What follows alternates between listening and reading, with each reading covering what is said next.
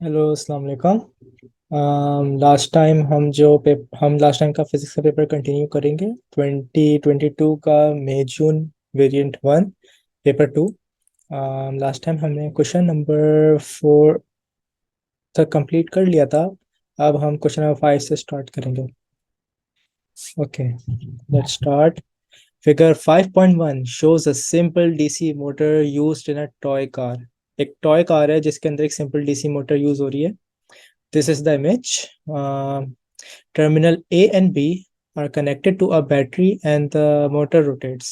Okay, motor rotate कर रही है. State what happens. अच्छा, on the figure 5.1, add labels inside the boxes to identify the parts of the motor indicated. जो indicated parts हैं, जो picture के अंदर है, हमें उनको बताना है कि वो कौन से पार्ट्स हैं। तो हेयर अगर हम इस पार्ट को देखें तो these are two rectangular bars जो कि इस सिलेंडर के साथ अटैच हैं। तो these bars are called brushes, carbon brush कहलाते हैं ये। सही है। तो these are carbon brushes. Let me write it up. Carbon brushes. Okay. और हमारे पास जो ये सिलेंड्रिकल पार्ट है जो कि बीच में से आपको दिख रहा है कि स्प्लिट हुआ है। तो this is called a split ring commutator. Okay, split ring commutator, sorry, commutator. Okay, तो यहाँ पे दो पार्ट्स हैं।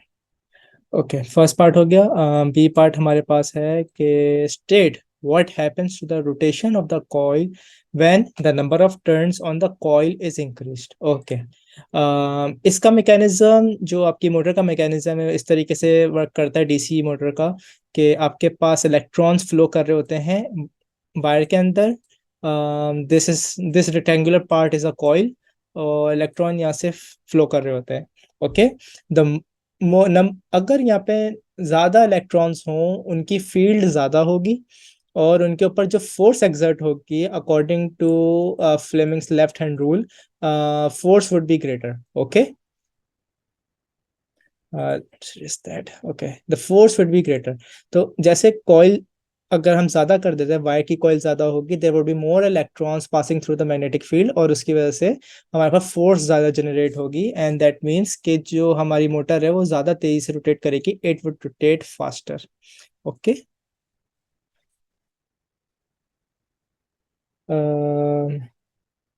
It will rotate faster. Okay, first part done.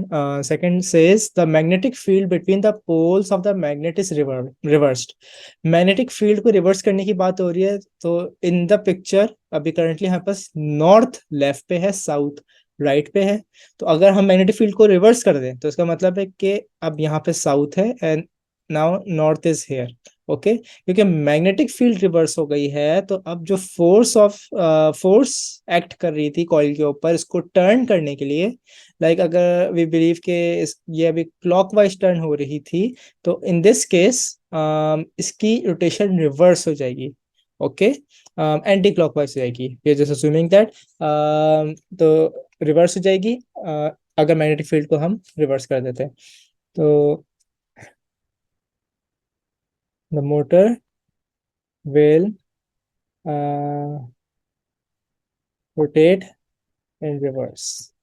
Okay, or it would be a backward rotation. What happens to the motor of the coil? Backward rotation. Slash कर दें, backward rotation. Okay, here you go. ये parts हो गए, हम आगे चलते हैं।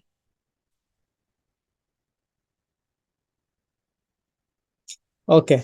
The power supply to the motor is switched on and off steadily at a steady rate. Figure 5.2 shows how the speed of the toy car varies with time as a result of the power supply being switched on and off. हमें पता है कि motor rotate कर रही है because उसमें constant electricity pass हो रही है, बट हेयर क्या कर रहे हैं कि पावर सप्लाई को वो constantly switch on end of कर रहे हैं, जिसकी वजह से आपकी कार की स्पीड इंक्रीज होके एक मैक्सिमम स्पीड पे पहुंच रही है, and then when it is switched off, the motor is switched off, power supply switched off, it decelerates और इसकी स्पीड कम होना शुरू होती है, the speed starts to get lower and reaches a minimum speed, and when it is turned on again it starts to accelerate again reaching a maximum speed. तो हमें car की रोटेशन को ही एक्सप्लेन करना है इस पार्ट के अंदर. Okay, so here you go.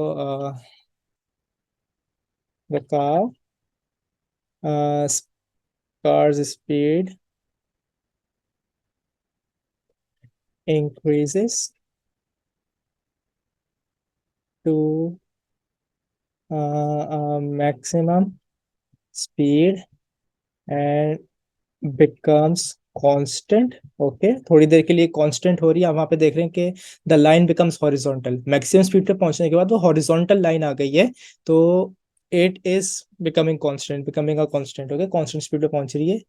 And when the power supply is switched off, the car de decelerates decelerates to a lower speed, but does not become stationary. सही है, हमें पता है कि जो स्पीड है वो जीरो तक नहीं जा रही. ग्राफ में देख लें कि जैसी स्पीड इसकी लो हो रही है वो जीरो तक नहीं जा रही, तो it doesn't become stationary. It doesn't become stationary. Okay, तो here you go. 2 marks के लिए these are plenty of descriptions for the graph of figure 5.2. Okay, let's move on. हमारे पास पार्ट 2 है. पार्ट 2 क्या बोल रहा है? The voltage supplied to the motor is switched on for a longer period of time and off for a longer period of time at a steady rate. Okay, the voltage supplied to the motor is switched on for a longer period of time. उनको switch, जो voltage supply कर रहे थे हम motor को, हम उसको ज़्यादा देर के लिए, लॉन्गर पीरियड ऑफ टाइम, अगर हम ग्राफ देखें तो हमारे पास एक्स एक्सेस पे टाइम है, तो switch on for a longer period of time, time longer हो रहा है, और स्विच्ड ऑफ यानी जो ये वाला पार्ट है ऑफ होने का, पावर सप्लाई को ऑफ करने का, दोनों के टाइम पीरियड्स को वो इंक्रीज कर रहे हैं. Okay, so turn longer period of time and off for a longer period of time at a steady rate suggest what happens to the motion of the car के motion में क्या difference create होगा. Okay, हमें पता है कि car की speed ऊपर मैक्सिमम होके कांस्टेंट हो जाती है. अभी वाले केस में, रीसेंट केस के अंदर इट बिकम्स कांस्टेंट. तो अगर इसका टाइम पीरियड इंक्रीज कर दिया जाए तो it would still stay constant. Okay, हम वोल्टेज सप्लाई को इंक्रीज नहीं कर रहे हैं, हम वोल्टेज वही रख के टाइम पीरियड को इंक्रीज कर रहे हैं. So it would stay constant for a longer period of time. Okay, so let's write it down. The first reason, first description. um, the car reaches the same maximum velocity. Okay, let me just increase. Okay, same maximum velocity and stays constant for a longer period of time. Okay, एक reason ये हो गया. अगर हम deceleration का time increase कर देते हैं तो हमें पता था कि जो कार की स्पीड जो लो हो रही थी प्रीवियस केस के अंदर, वो जीरो पे नहीं जा रही थी, वो कांस्टेंट भी नहीं हो रही थी और वो जीरो पे भी नहीं जा रही थी. तो इसका मतलब है इट वुड स्टिल डिक्रीज अगर हम टाइम पीरियड को इंक्रीज कर दें. तो हो सकता है अगर हम टाइम पीरियड को इंक्रीज कर रहे हैं फॉर द टाइम के मोटर स्विच्ड ऑफ है, तो it may reach resting position और resting state. Okay, the car decelerates when the power supply is switched off, okay, decelerates, uh, and may come to rest, okay. एक ही reason लिखना था because एक ही mark है, but मैंने explain कर दिया आगे कि और क्या क्या रीजंस हो सकती हैं यहाँ पे। तो here you go, let's move on. Okay. Question number 6. A light dependent resistor LDR is used to sense the amount of light in a room. Figure 6.1 shows the part of the circuit used. ये इन्होंने circuit दिखाया हुआ है figure 6.1 में। The LDR is not shown. इन्होंने LDR को अभी इसको इसमें से रिमूव किया है, शो नहीं किया हुआ। Complete figure 6.1 by drawing the circuit symbol for an LDR between point P and Q. Okay हमें यहाँ पे LDR को बनाना है between the point P and Q, उसका सिंबल आपको याद होना चाहिए। तो हम अब इस PQ के पार्ट में हम LDR को ड्रॉ करते थे। ये गो एक स्ट्रेट लाइन आएगी to show the connections, a rectangular for the resistance because LDR is a type of resistor, okay.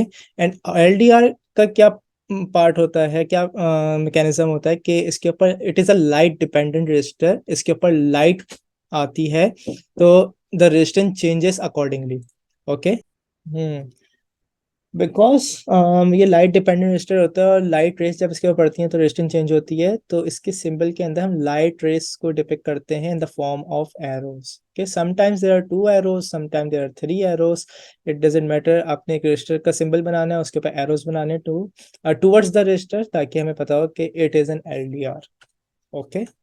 This is how you draw it. First part हो गया। Explain how the voltmeter reading changes as the amount of light falling on the LDR increases, okay। LDR के ऊपर जो light rays fall कर रही हैं, अगर इसके अमाउंट हम इंक्रीज कर दें, सही है, LDR इंक्रीज, ओके। जब LDR के ऊपर अमाउंट ऑफ लाइट हम इंक्रीज कर दें तो वोल्ट मीटर पे क्या इफेक्ट पड़ेगा, we need to see that, okay. तो first we need to know कि LDR पे चेंजेस कैसे होती हैं with light, okay.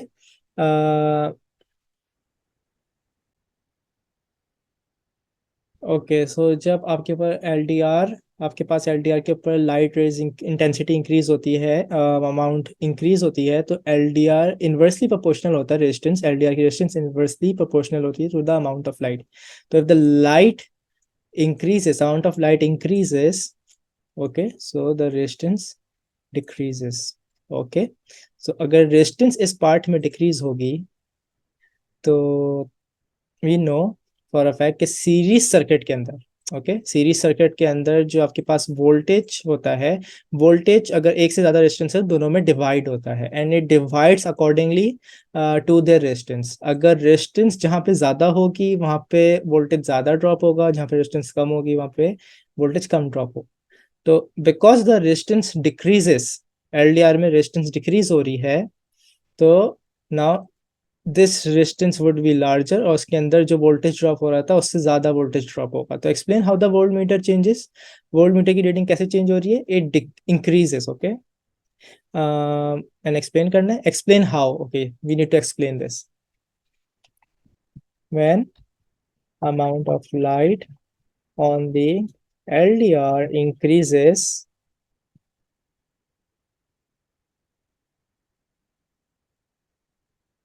the resistance decreases and the potential drop on the resistor increases, showing a higher reading in the voltmeter, okay। here's your answer, two reasons provide, दो statements हमने लिख दी हैं कि LDR के ऊपर लाइट अमाउंट इंक्रीज होने से resistance decrease हो रही है एंड दस पोटेंशियल ड्रॉप रेजिस्टेंस के अंदर इंक्रीज हो रहा है एंड वोल्टमीटर में रीडिंग इंक्रीज हो रही है, okay. This would be enough for 2 marks। Let's move on.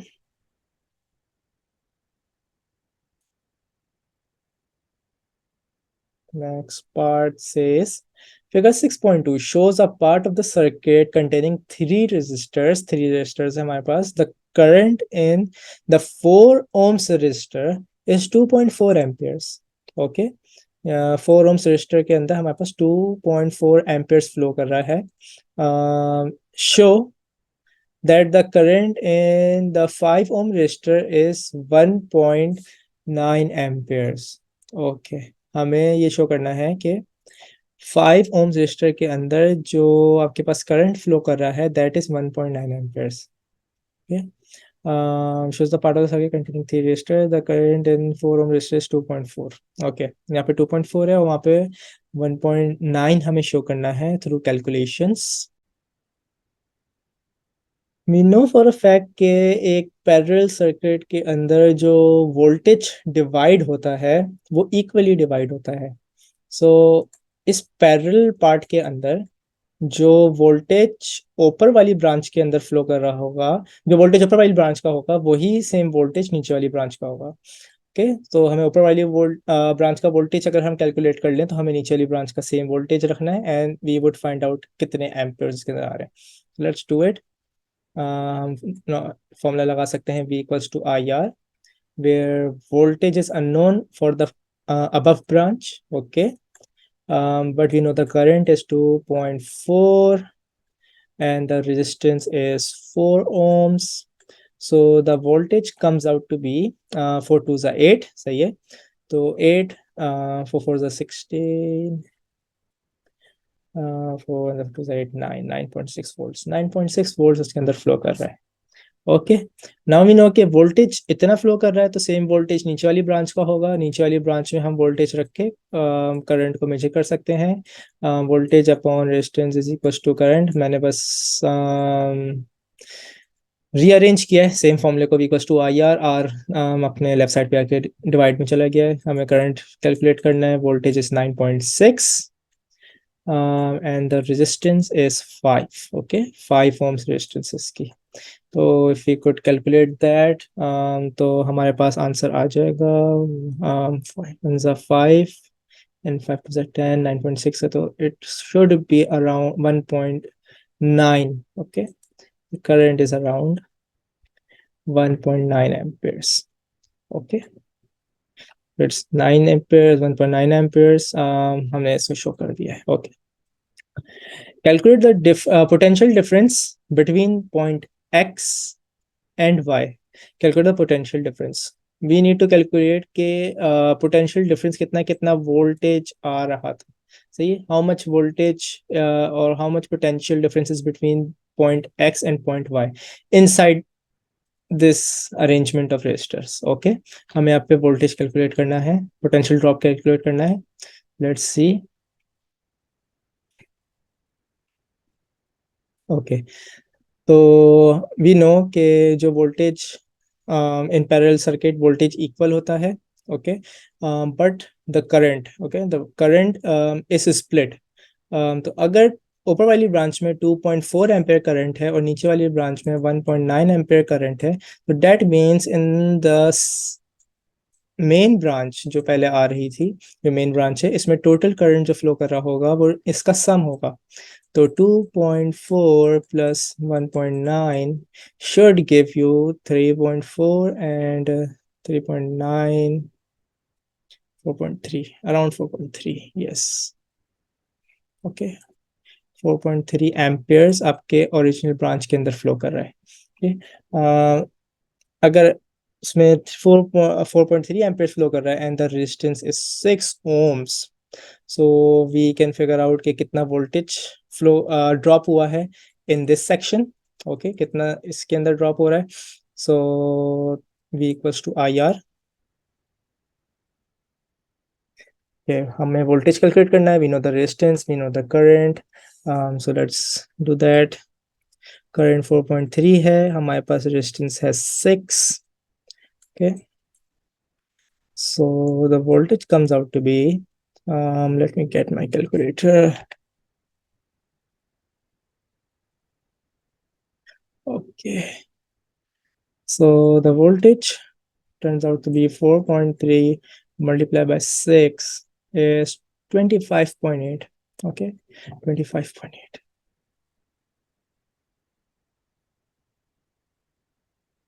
The voltage becomes 25.8 for this part, and for the other part जो हमारे पास ये पैरेलल वाला सेक्शन है, इसके अंदर जो वोल्टेज ड्रॉप हो रहा है दैट इज 9.6. सो अगर हमें टोटल पोटेंशियल डिफरेंस निकालना है between X and Y, we just gonna add the two voltages. 25.8 plus what? 9.6. Okay, 25.8 plus 9.6 gives you 35.4.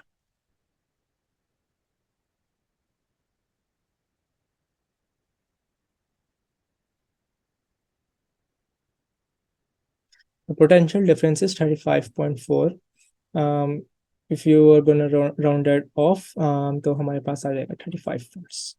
35 volts हमारे पास potential difference है कि सेक्शन फर्स्ट वाले सेक्शन में कितना ड्रॉप हुआ, देन पैरेलल सेक्शन में कितना वोल्टेज ड्रॉप हुआ. We just gonna sum that up. वहां पर 35 volts आंसर आ रहा है. Okay, let's move on the next question.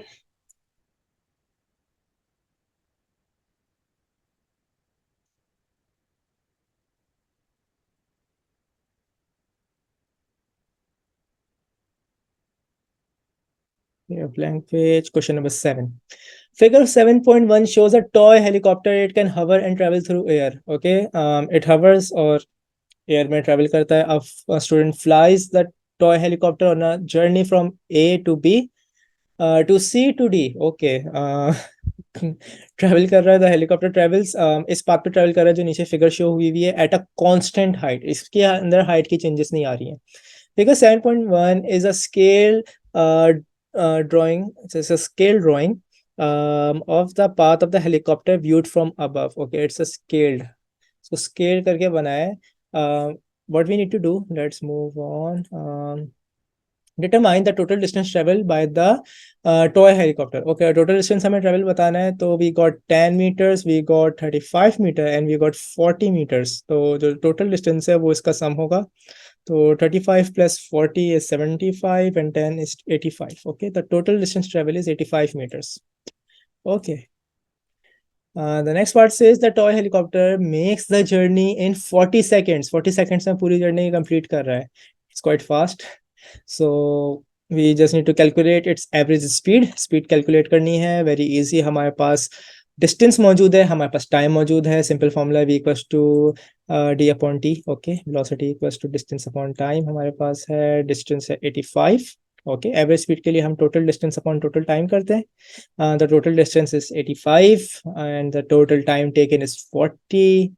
So अगर हम इसको calculate कर लें तो 85 divided by 40 gives us 2.125 meter per second. Okay,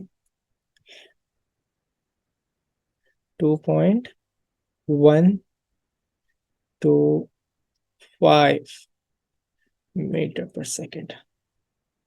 Okay, this is how it's done. हमारे पास velocity आ गई है. Let's move on. State the difference between distance and displacement. हमें distance और displacement के दरमियान फर्क बताना है. We know के distance is a scalar and displacement is a vector. But how do you explain this? हमें क्या, what do you mean by vector and scalar? Okay, vector is scalar is just magnitude. यानी आप जब scale से measure करते हैं, आप बस magnitude measure करते हैं. आप like क्या वेटिंग स्केल होता है, आपने वेट मेजर किया. अब वो ये थोड़ी बताएगा कि उसकी डायरेक्शन क्या है, कि वेट नीचे एक्ट कर रहा है, ऊपर एक्ट कर रहा है, साइड में एक्ट कर रहा है. इट जस्ट टेल्स यू कि मैग्नीट्यूड क्या है. बट वेक्टर के केस के अंदर लाइक डिस्प्लेसमेंट, क्योंकि वेक्टर है तो वेक्टर आपको डायरेक्शन भी बताता है कि अगर फोर्स एक्ट कर रही है तो फोर्स कहाँ पे, किस तरफ एक्ट कर रही है. फोर्स राइट पे एक्ट कर रही है, लेफ्ट पे एक्ट कर रही है, अपवर्ड एक्ट कर रही है, एनीवेयर. सो वो आपको वेक्टर डायरेक्शन बताता है.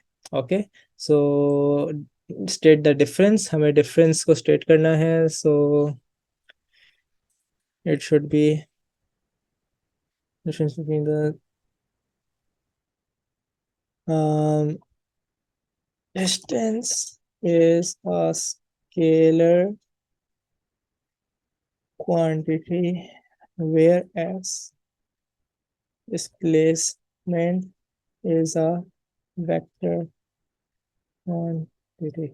Okay, just explain that और हो जाएगा.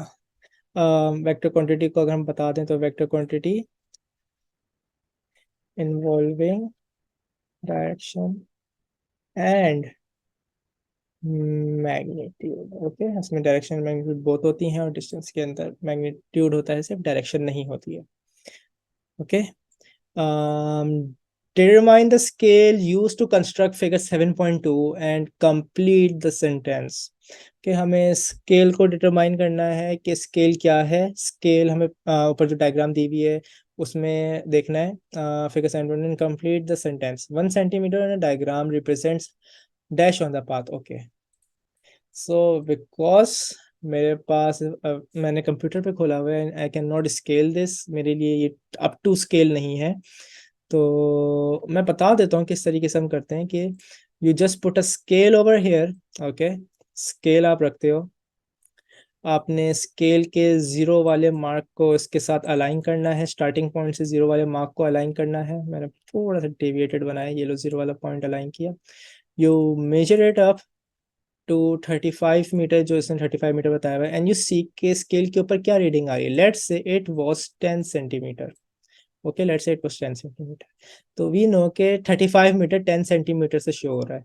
सही है. तो how much 1 centimetre is, 1 centimetre क्या है. तो you can just divide it के एक्चुअल 35 मीटर है एंड स्केल से आपके पास 10 सेंटीमीटर आ रहा है. यू डिवाइडेड अप, तो आपके पास 3.5 मीटर्स किससे रिप्रेजेंट हो रहा है, 1 सेंटीमीटर से. Okay, this is how you do it. आपको मैं आंसर बता देता हूँ. The answer says let me just go down to the page. हाँ, part 2. 1 centimeter on diagram represents 5 meter on the path. Okay. अगर आप सही से इस मेथड को फॉलो कर लेंगे तो आपका जो आंसर आएगा वो 5 मीटर आएगा. Okay, because I don't have the scale और मैं कंप्यूटर पे काम कर रहा हूँ, तो I can do that, I can't do that. Okay. Using figure 7.2, determine the size of displacement of point D from point A, showing your working. Okay, size of displacement निकालनी है हमें कि displacement क्या हुई है from final point to initial point. बोले from point A to point D. Point A आपका initial point है, पॉइंट डी आपका फाइनल पॉइंट है. आपको यहाँ से यहाँ तक की डिस्प्लेसमेंट निकालनी है फ्रॉम इनिशियल टू फाइनल. सही है. If I draw it correctly, let me see how. Yes, so here you go. आपके पास यहाँ से यहाँ तक का आपको डिस्टेंस मेजर करना है. We can turn this into a triangle. Okay, if I draw a straight line that is perpendicular, तो हमारे पास एक ट्रायंगल बन जाएगा. Triangle A D and this point. Okay, here is a triangle 90 degree. I know C से D 40 centimetre था, and because this is 10 metre, 40 metre था, and because that this is 10 metre, तो ये वाला पार्ट भी 10 metre होगा. तो ये वाला पाथ जो है हमारे पास, इसकी जो लेंथ है, it should be 40 minus 10, 30 metre. Okay, this is 30 metre. जो आपके पास ट्रायंगल की हाइट है that is 35, same as this. Okay, parallel lines हैं, इक्वल लेंथ है, तो दिस इज आल्सो 35. आपको यहाँ पे सिर्फ पाइथागोरस थ्योरम निकालना है और हाइपोटेन्यूज को फाइंड आउट करना है. Okay, let's do this. 30 and 35 का हाइपोटेन्यूज निकालना है. Let's go down there to the working station. Determine, yes, here we go, size of displacement. Okay, so because you need to find displacement AD from A to D, you're just gonna do the Pythagoras theorem. Displacement was 30 and the height was 35. को square कर दिया तो हमारे पास जो answer आएगा, let's see, 30 का square is like 900 and 35 का स्क्वायर हमारे पास होता है 1225. ये just gonna add that up. with 900, it gives you 2125. Let's write it down.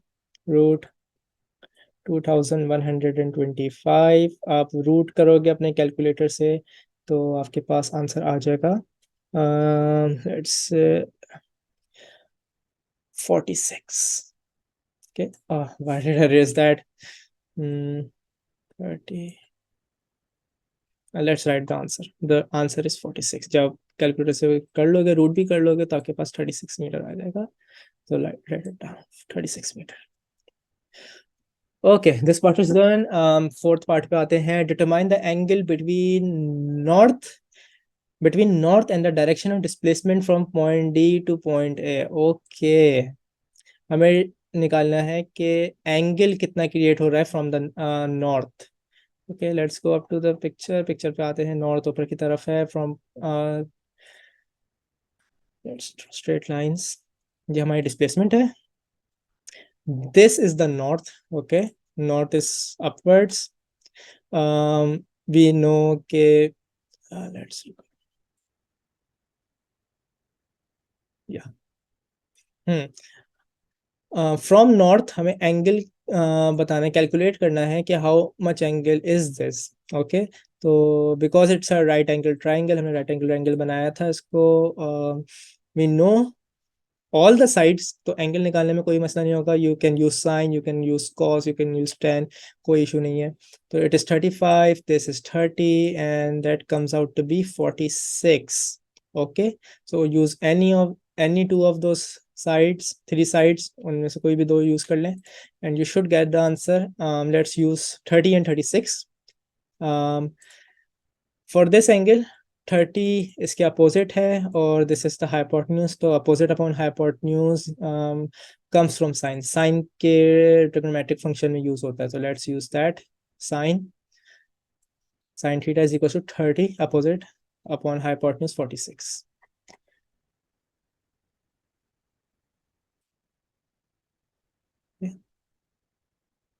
Sine theta is equals to 30 upon 46. Okay, तो अगर आप कैलकुलेटर में इसको पुट करो बाय साइन इनवर्स 30 अपॉन 46, तो आपके पास आंसर आ जाएगा. Let me get the calculator. Wait. Okay, मैंने कैलकुलेटर ले आया हूँ. मैंने इसे कैलकुलेट किया है. Sine inverse 30 upon 46 gives you 40 degrees. Okay, मैंने इसको राउंड ऑफ किया है.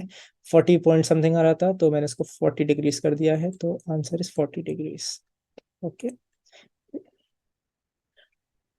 okay, let's move on. State what is meant by velocity. Okay, velocity just like speed बहुत रिलेटेड है एक दूसरे से, but speed is a scalar and velocity is a vector.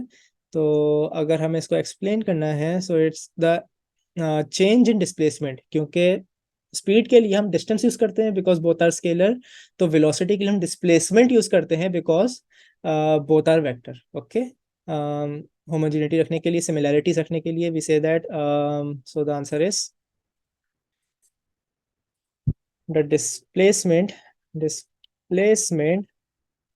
per unit time. Okay, velocity is defined by the displacement per unit time. Okay, let's move on. Part 6. Another toy helicopter flies directly from point A to point D in 40 seconds. 40 seconds में fly कर रहा है. Last one हमारे पास कितना देर में fly कर रहा था? It was taking the toy helicopter makes the journey in 40 seconds. Okay. यहाँ पे क्या बोल रहा है ये? Another toy helicopter flies directly from A to D in 40 second. Okay, वो डायरेक्टली फ्लो कर रहा है, फ्लाई कर रहा है from A to D 40 seconds के अंदर. Explain why the magnitude of the velocity of this toy helicopter is smaller than the answer in A2. Okay, इसकी वेलोसिटी का मैग्नीट्यूड स्मॉल क्यों है? हम मैग्नीट्यूड की बात कर रहे हैं, पिछली स्पीड निकाली थी और स्पीड के लिए हमने टोटल डिस्टेंस लिया था. सही है, the total distance last time was 85. okay, हमने प्रीवियस पार्ट्स के अंदर सॉल्व किया. 85 मीटर था टोटल डिस्टेंस. हम ए से बी गए थे, बी से सी गए थे, सी से डी गए थे, पॉइंट डी तक. बट हेयर आपके पास जो न्यू हेलीकॉप्टर है ये डायरेक्टली ए से डी फ्लाई कर रहा है। Okay, for him, yeah, for it, sorry, for it, the distance to be covered is 46 metre. इसको कम डिस्टेंस कवर करना है। तो बिकॉज वेलोसिटी का फॉर्मूला होता है आपका डिस्टेंस अपॉन टाइम, तो बिकॉज टाइम सेम है और डिस्टेंस कम है तो वेलोसिटी का मैग्नीट्यूड भी इसमें कम होगा। तो हम इसमें रीजनिंग लिख देते हैं, डिस्टेंस और displacement, displacement to be covered by the new helicopter is less. Okay, the distance is less compared to the previous one. Okay, let's move on.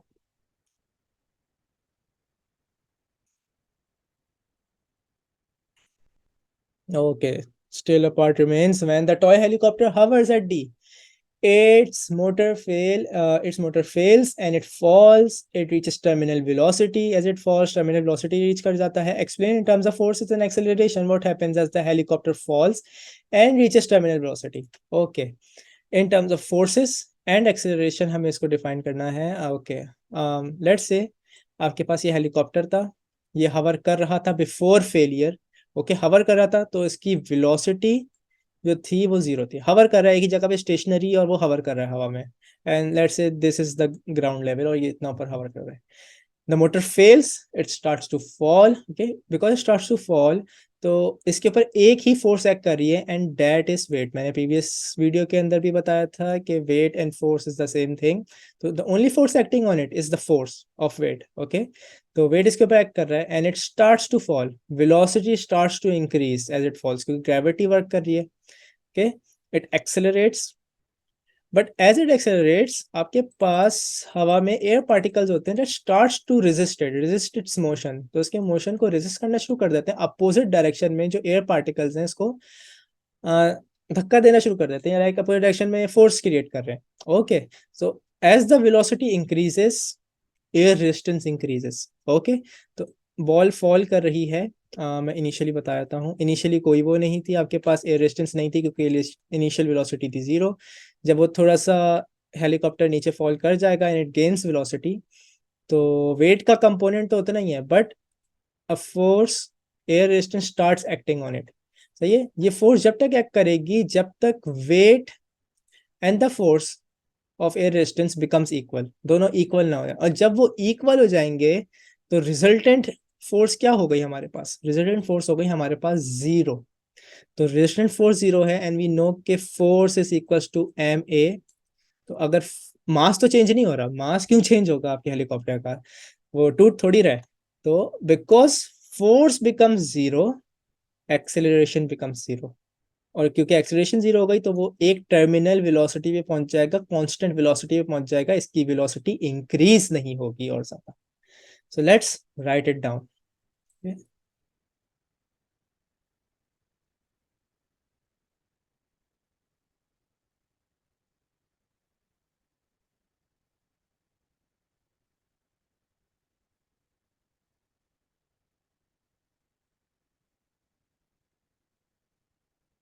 Initially,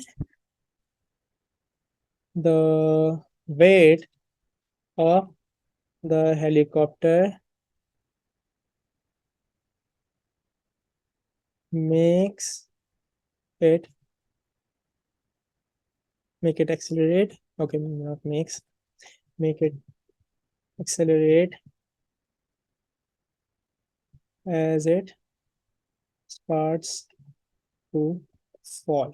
Okay. Um, as the helicopter moves through air, the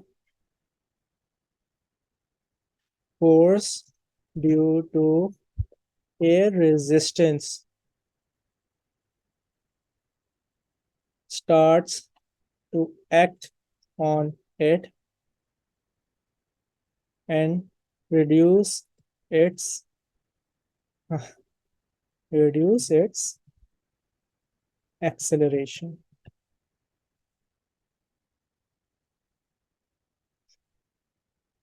the air resistance increases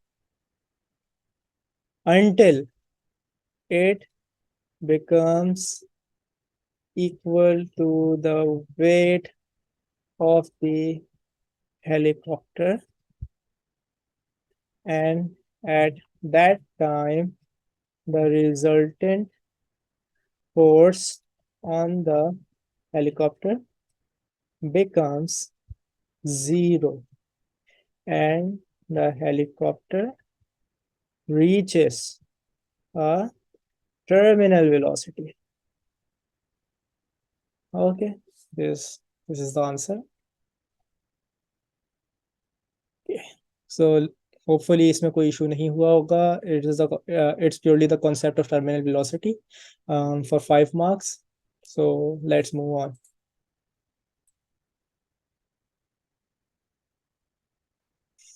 Question number 8. Figure 9.1 shows a water manometer. It's a water manometer. Okay.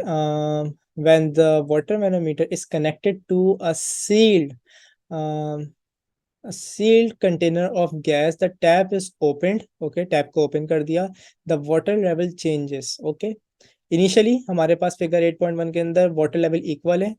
इन्होंने gas tank के साथ या container के साथ इसको connect किया है and they open the gas tap. और बिकॉज क्योंकि इसके अंदर ज्यादा प्रेशर होगा तो प्रेशर इज एक्सर्टेड और वाटर लेवल यहाँ से नीचे हो जाता है from the left hand side और राइट हैंड साइड से ऊपर चला जाता है. It increases in height. Okay. Define pressure. What is pressure? आपके पता है प्रेशर का फॉर्मूला होता है pressure is equal to force upon area. Just define this. The amount of force acting per unit area. Okay, 1 mark के लिए this is the definition. Definition हमारे पास हमेशा जो आपके पास फॉर्मूलाज होते हैं उससे निकल के आ जाती है इजीली. तो जस्ट रिमेंबर योर फॉर्मूलाज और आपके डेफिनेशंस में कोई इशू नहीं होगा. Pressure equal to force upon area, the amount is force acting per unit area. तो this is how you turn formulas into definition. Okay. For next part B1 explains why the water levels are the same on both sides of the manometer in figure 8.1. 8.1 में जब इसके साथ कोई gas container attach नहीं था तो why are the water levels equal? Okay. तो because from both sides, this side and this side, it is exposed to atmosphere. Atmosphere पे exposed है तो atmosphere का एक pressure होता है. सही है. 100 किलो पास्कल्स या 101 जो आपको याद रखना है 101 किलो पास्कल्स होता है आपका एटमॉस्फेरिक प्रेशर. तो ये दोनों में सेम प्रेशर एक्ट कर रहा है दोनों तरफ से. Because pressure acting is the same तो आपके पास लेवल्स भी सेम है. दोनों तरफ से सेम फोर्सेस एक्ट कर रही है, same amount of force act कर रही है तो वाटर लेवल आपका सेम रहेगा. सो let's write it down.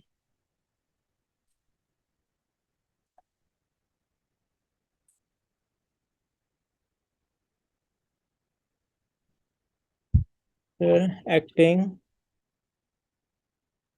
on each end of the manometer tube is equal. Okay, pressure equal है on each end of the manometer tube. Okay. B2. Explain why the water level changes when the gas tap is opened with the manometer connected as figure 8.1. Okay. है बताना है. अभी वैसे मैंने explain थोड़ा सा कर दिया था. लेट्स एक्सप्लेन अगेन कि जो हमारे पास गैस कंटेनर है टैप ओपन किया है तो why does it went down? ये साइड से डाउन क्यों हो गया, वहां से अप क्यों हो गया? द रीजनिंग इज सिंपल कि आपके पास जो कंटेनर में गैस का प्रेशर था it was higher. The pressure in the gas tank was higher, container was higher than atmospheric pressure. Okay, then atmospheric pressure. So let's write it down.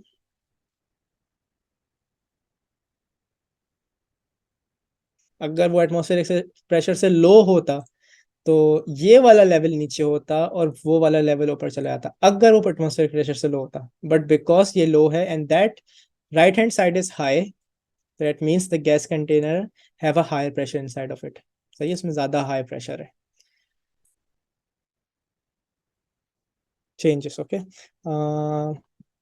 The pressure in the gas container was higher than the atmospheric pressure.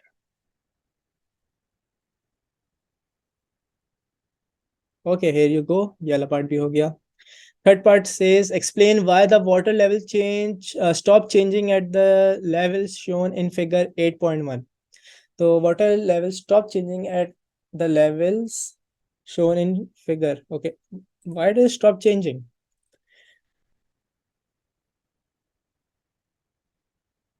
Okay हमें बताना okay अगर इसका pressure high है इस container के अंदर so that means more force is being exerted here than the force exerted by the atmospheric pressure.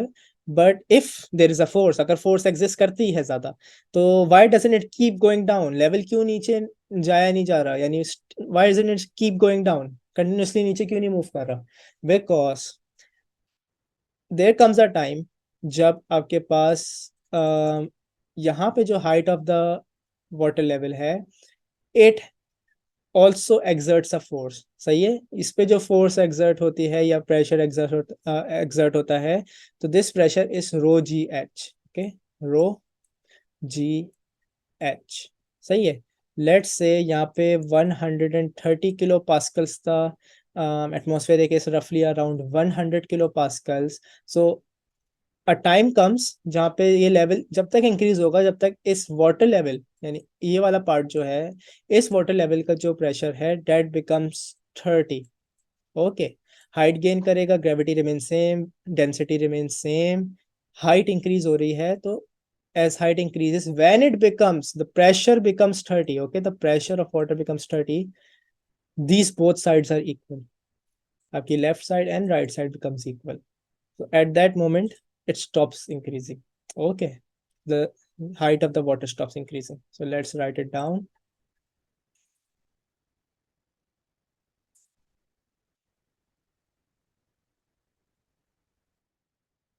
The pressure due to rise in water level by 40 centimeter. 40 centimeter increase हुआ था. Due to rise in water level by 40 centimeter, exerts a and pressure on either side of the tube becomes equal. The level of water stops changing. Okay, here you go. It's still too much for 1 mark. You can shorten it down. आपको concept समझ आ गया है तो let's move ahead.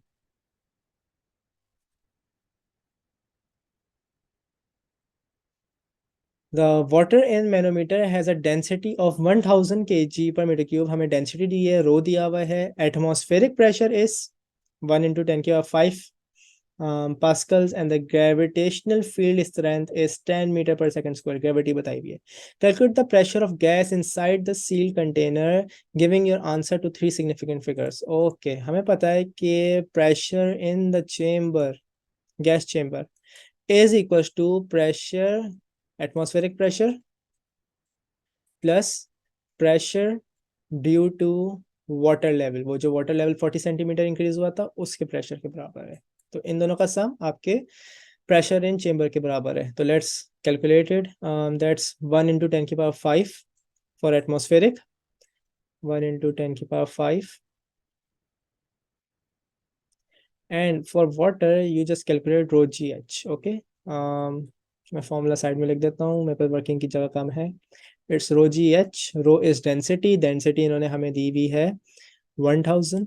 Okay 1000 हमने calculate करी दी हुई है. इन्होंने ग्रेविटी दी हुई है 10. वी नीड टू यूज 10 जिन्होंने बोला है. 9.81 यूज नहीं कर सकते. 10 और जो गेन इन हाइट है वो है 40 सेंटीमीटर और you need to change it into metre. Okay, don't forget that. बहुत आराम से स्टूडेंट से मिक्सअप कर देते हैं, मिस्टेक कर देते हैं, सेंटीमीटर में यूज कर लेते हैं। You need to always use it in metres, okay. Centimetre में यूज नहीं कर सकते। तो if you change it to metre by dividing it by 100 से डिवाइड करते हैं मीटर में चेंज करने के लिए, तो इट बिकम्स 0.4। ओके, तो 0.4 multiply by 10 is 4, 4 into 1000 is 4000। तो 0 0 0 0 0 plus 4000। Okay, so let's add that up. तो हमारे पास बन जाएगा 104,000। This is the pressure, okay, in the chamber. So let's okay, here you go. तो ये वाला क्वेश्चन भी हो गया है। नेक्स्ट पार्ट पे चलते हैं। I raise it down.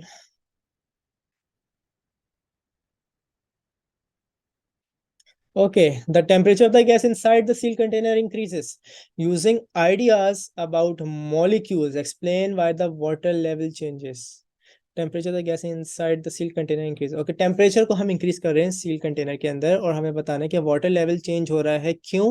Explain करना है in terms of water molecules. Molecules के साथ using the idea about molecules. Okay, तो अगर आप किसी भी चेंबर को हीट करते हैं, क्लोज चेंबर है और उसमें पार्टिकल्स हैं, और particles you know Brownian motion, because of according to Brownian motion constantly move कर रहे होते हैं, they are hitting the walls, walls को हिट कर रहे होते हैं, आपस में हिट कर रहे होते हैं। तो it exerts a pressure, okay। so अगर आप टेम्परेचर दोगे, like put a flame beneath it, इसके नीचे एक फ्लेम दे दो, सही है।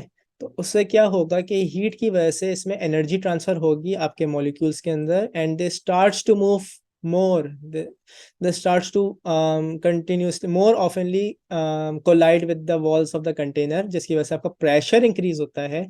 एंड क्योंकि अकॉर्डिंग टू द डायग्राम ये वॉल्व ओपन था और आपके पास मैनोमीटर ट्यूब है, अगर प्रेशर चेंबर में इंक्रीज हो रहा है तो इसका मतलब है आपके वाटर लेवल में चेंजेस आएगा, and the water level on the right hand side increases. Okay, let's write it down.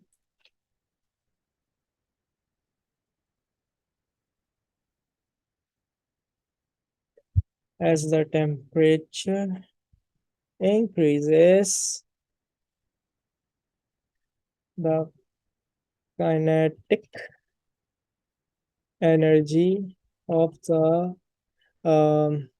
gas, okay, gas increases and it starts to move faster and collide more oftenly with the walls of the container,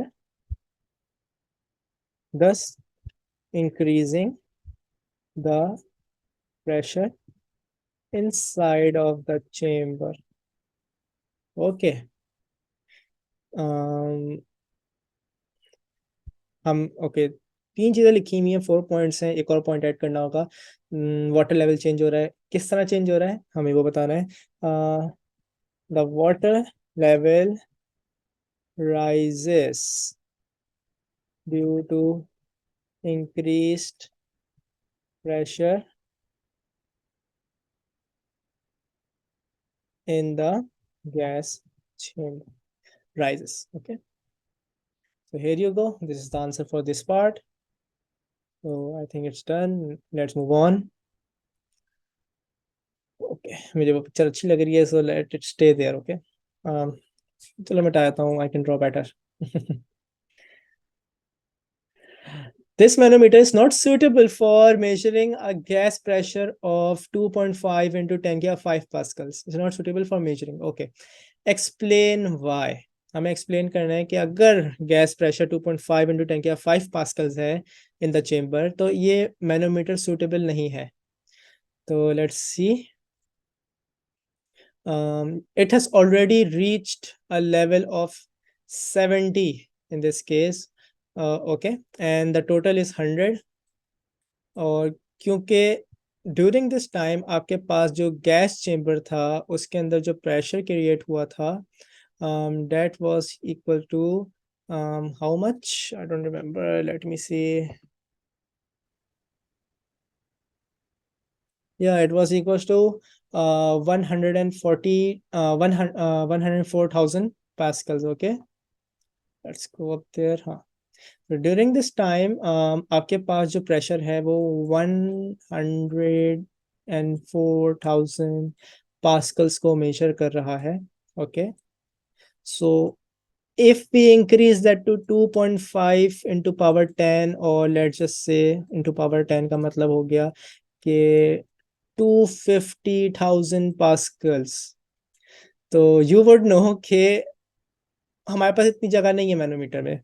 the water would start sprouting out और manometer से बाहर आ जाएगा. The manometer is not long enough और high enough to measure this kind of pressure of 2.5 into 10 की power 5 megapascals. Let's just, oh yeah, say 2.5.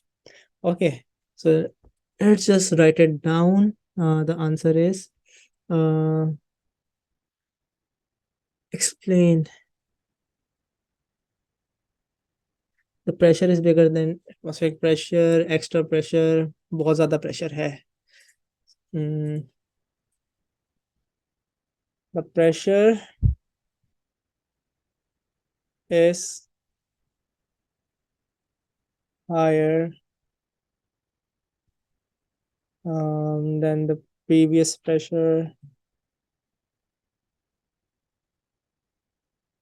and the manometer tube is not high enough to measure this kind of pressure. Okay, so here you go. Next part पे चलते हैं. State one change to the manometer that allows it to measure a gas pressure of 2.5 into 10 to 5 pascals. Like I said कि tube is not long enough, तो अगर एक solution देना है तो we could make the tube longer. Okay, तो ये suffice कर जाएगा इतने हायर प्रेशर को. और the other change could be के जो हम इसमें लिक्विड यूज कर रहे हैं, प्रीवियसली हमारे पास वाटर था. सही है, हमें पता है कि pressure is equal to rho g h. सही है. अगर मैं हाइट में नहीं चेंजेस करना चाह रहा, I want to keep the height same. Gravity में तो मैं हरगिज चेंज नहीं कर सकता. हमारी मदर अर्थ ने ग्रेविटी प्रोवाइड करी है 9.81 की, तो मैं सिर्फ जो चेंजेस कर सकता हूँ, छेड़खानी कर सकता हूँ, it's only with the density. सही है. तो डेंसिटी, अगर मुझे ज्यादा प्रेशर चाहिए, ज्यादा प्रेशर को मेजर करना है, तो मैं जो लिक्विड यूज करूंगा it should have a higher density. Okay, तो this is one of the reasons. तो we can use a liquid with a higher density. Okay, you go, a single reason for a single mark. Let's move on. Question number 9. Hopefully ये last question है. Yes, radioactivity. Table 9.1 shows details of 7 different nuclides. 7 different nuclides. Hydrogen 2, hydrogen 3, commonly known as beryllium and beryllium, I think so. Francium, iridium, phosphorus, radon, and technetium. Okay. Radiation emitted, hydrogen 2 में none, hydrogen 3 में beta, francium में beta, iridium में gamma, phosphorus में beta, radon में alpha, and technetium में gamma. Half life सबकी different इन्होंने provide करी हुई है. Hydrogen 2 and 3 are isotopes of element hydrogen. Define the term isotope. Isotope क्या होता है? आइसोटोप इज व्हेन आपके पास सेम नंबर ऑफ इलेक्ट्रॉन हो, same same number of proton हो, but different different number of nucleon हो. हाइड्रोजन, लेट्स से हाइड्रोजन 1 जो हमारे पास नेचुरली एग्जिस्ट करता है, 2 और 3 भी नेचुरली एग्जिस्ट ही करता है, लेकिन जो नॉर्मली एग्जिस्ट करता है वो हाइड्रोजन 1 होता है, और उसमें सिर्फ एक प्रोटॉन होता है न्यूक्लियस में. ओके, फिर यहाँ पे शेल होता है जिसके अंदर एक इलेक्ट्रॉन भी घूम रहा होता है. तो न्यूक्लियस में एक प्रोटॉन होता है. सही है. और hydrogen 2, okay, for hydrogen 2 there is a proton and a neutron. सही है. और क्योंकि एक ही प्रोटॉन है तो एक ही इलेक्ट्रॉन रहेगा. ओके, सो एक चीज usually ask kids usually ask के दो प्रोटॉन क्यों नहीं हो सकते, तो लेट मी से कि प्रोटॉन एक एलिमेंट की पहचान होती है. एक प्रोटॉन का मतलब है it's hydrogen, because it's isotope of hydrogen, ये सेम हाइड्रोजन ही है, तो प्रोटॉन रिमेन सेम। सही है, प्रोटॉन चेंज नहीं होता, अगर प्रोटॉन चेंज हो गया तो एलिमेंट की एलिमेंट ही चेंज हो जाएगा, it won't stay hydrogen, it would become oxygen और हीलियम और समथिंग एल्स, जितने प्रोटॉन इंक्रीज हो रहे हैं। तो आइसोटोप के अंदर भी एक प्रोटॉन होता है, बस न्यूट्रॉन्स इंक्रीज होता है आइसोटोप्स के अंदर। ओके, प्रोटॉन्स के साथ कुछ नहीं होता। isotopes are elements that have the same proton number but a different neutron number. Okay, here you go. Same proton number but different neutron number. Here's the term isotope. Define the term isotope. Okay. Second part, the question for the decay of phosphorus 32. Okay, P32 as it emits beta particle. Beta particle को वो emit कर रहा है. Explain whether the equation shows that Q is another isotope of phosphorus. Q is not the chemical symbol for the atom. Okay, बस हमें ये बताना है P and Q isotopes हैं या नहीं है. Okay. हमारे पास क्या होता है कि ओपन न्यूक्लियॉन नंबर होता है, नीचे प्रोटॉन नंबर होता है। सही है, तो मैंने अभी बताया कि अगर सेम एलिमेंट है तो प्रोटॉन नंबर में चेंजेस नहीं आएंगी। तो यहाँ पे देखें कि here proton number is 15, there proton number is 16, तो एलिमेंट ही डिफरेंट है। जो तो अगर एलिमेंट डिफरेंट है तो दे कांट बी आइसोटोप्स, एक दूसरे के आइसोटोप नहीं हो सकते। सही है, दो आइसोटोप्स जब होते हैं जब वो सेम एलिमेंट से बिलोंग करते हो लेकिन न्यूट्रॉन नंबर डिफरेंट हो। सही है, so let's write it down.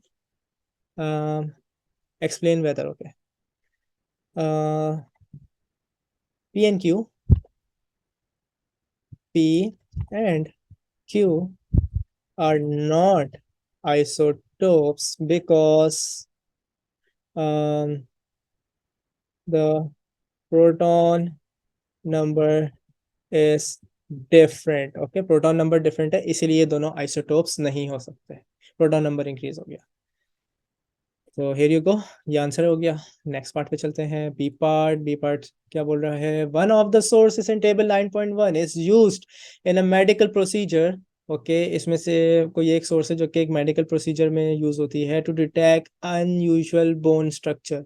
It is injected into a patient and the radiation emitted is detected outside the body. Okay, state which source in table 9.1 is most suitable for the type of medical uses. Okay, alpha नहीं हो सकता, because alpha paper को भी पास नहीं कर पाता, वो हमारी स्किन को कैसे पेनिट्रेट करेगा बोन्स तक, तो it's not gonna be alpha.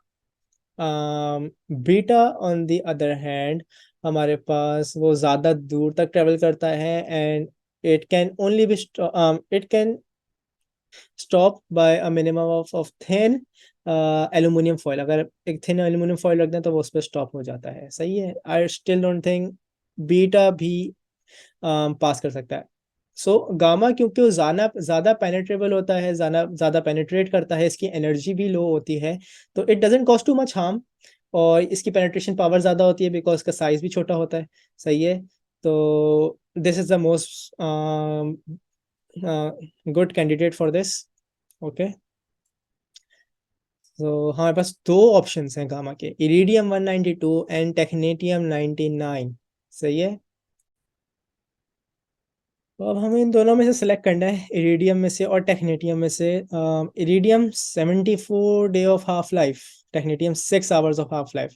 तो ये हाफ लाइफ यूज अप करते करते इट्स गोना रिड्यूस, इसकी रेडियो एक्टिविटी खत्म हो जाएगी इवेंचुअली। ये 74 डेज बहुत ज़्यादा लंबी हाफ लाइफ है, तो इसमें रेडियो एक्टिविटी बहुत देर तक रहेगी। तो जो बेस्ट ऑप्शन है जो कि बॉडी को कम से कम हार्म पहुंचा सकती है, that should B technetium 99। Okay, so the answer for this is B1 is technetium 99. I'm not going to write it. Let's move on. Second part के ऊपर, explain two reasons for your choice. दो reasons क्या हैं? It emits gamma particles. Okay, it emits gamma particles that are the most penetrative, बहुत ज़्यादा penetrative होते हैं, easily enter कर जाते हैं बॉडी को। और सेकंड रीज़न हमारे पास होगा the half life is lower, इसकी हाफ लाइफ कम है दूसरे ऑप्शन से। तो these two reasons is why we chose technetium. Okay, let's move on. Okay, radon gas is one natural source of background radiation. Some causes of background radiations are man-made. For example x rays man made होती हैं sometimes background में। State one other natural source of background radiation. सही, background radiation हमारे पास सन से भी आती है, ओजोन लेयर डिस्ट्रॉय होती चली जा रही है and the radiation keeps increasing. Okay, temperature तो इंक्रीज हो रहा है, रेडिएशन भी इंक्रीज हो रही है, that is causing skin diseases. Okay, तो let's say it's the sun is to blame.